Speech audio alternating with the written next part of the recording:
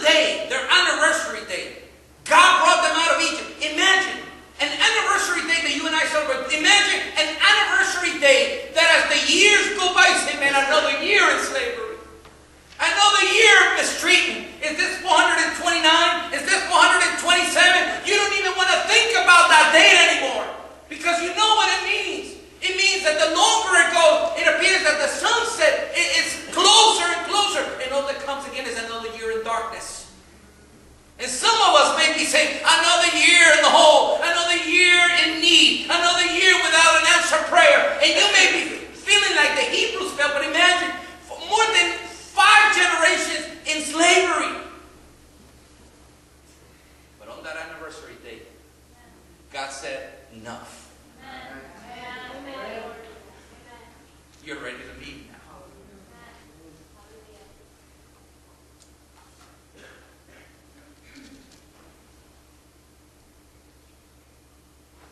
I want us to rethink the fact that when we look in our lives, before we start blaming the devil or start giving credit to the devil for what's happening, let's rethink why is it that we're undergoing what we're undergoing. Personally, in our family, and as a congregation, as a community, things that are unexplainable, things that appear to go from good to bad, from bad to worse, from worse to worst.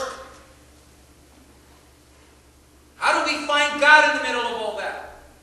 How do we find God in the middle of what doesn't make sense? How do we find God in the midst of when we receive that it's been too long? And I want to invite us to look about the experience of the Israelites. Let's take a look at the experience of Joseph and Mary. What emotions must have stirred up when the angel told Mary and Joseph, go to Egypt? I bet you that one of the top 5 things they must have thought is, but isn't that where we came from? Why do I want to go back to where my people, my ancestors, spent 400 plus years in slavery?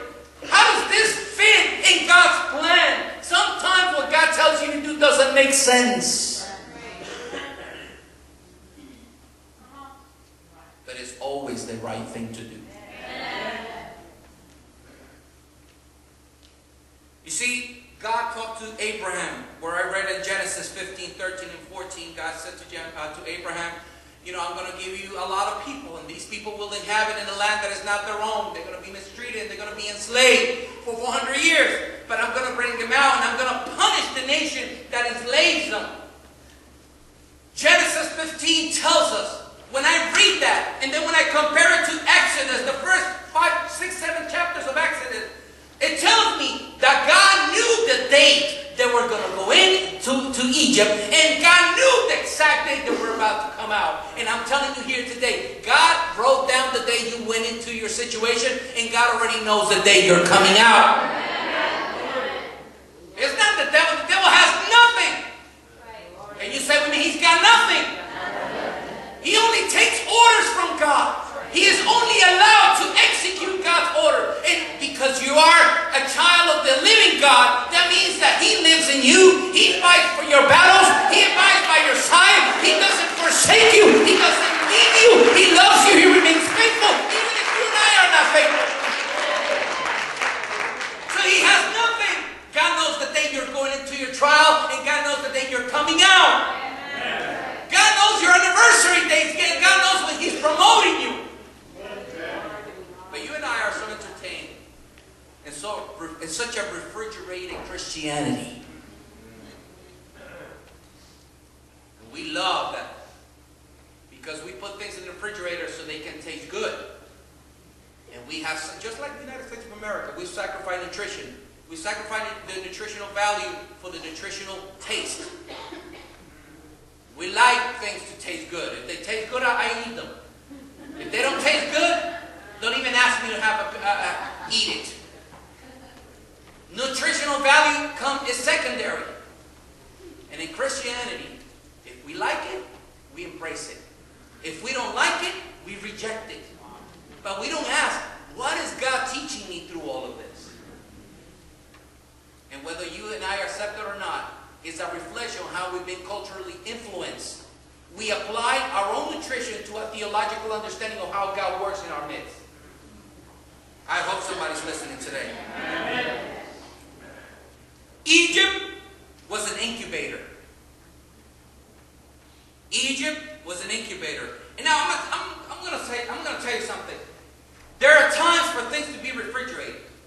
When they're get ready to eat, you don't take them out of the freezer and take a bite out of them, do you? You put them through the fire. So they can achieve the state and the temperature that's adequate for you to be able to participate in. So I'm not saying there's no season for refrigeration. There is a season. There's a season for incubating. That's what Egypt was. Egypt was an incubator. Egypt for 400 years incubated God's people so they could grow in the incubator. Hello? So they can receive what they needed to receive, so they can see God's hand pulling them out of the womb of the incubator so they can go and take on the inheritance that God had prepared for them. But it wasn't meant for them to live in the incubator.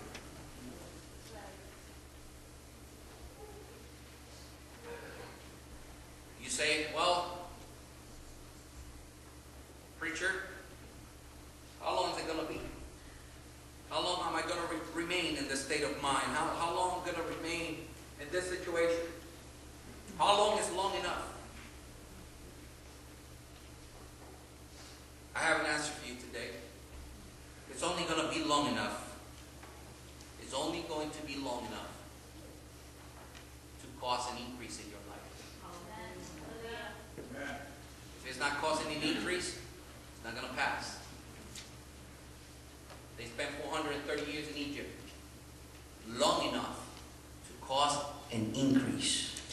You don't call a family of 70 a nation. You call a family of 1 million a nation.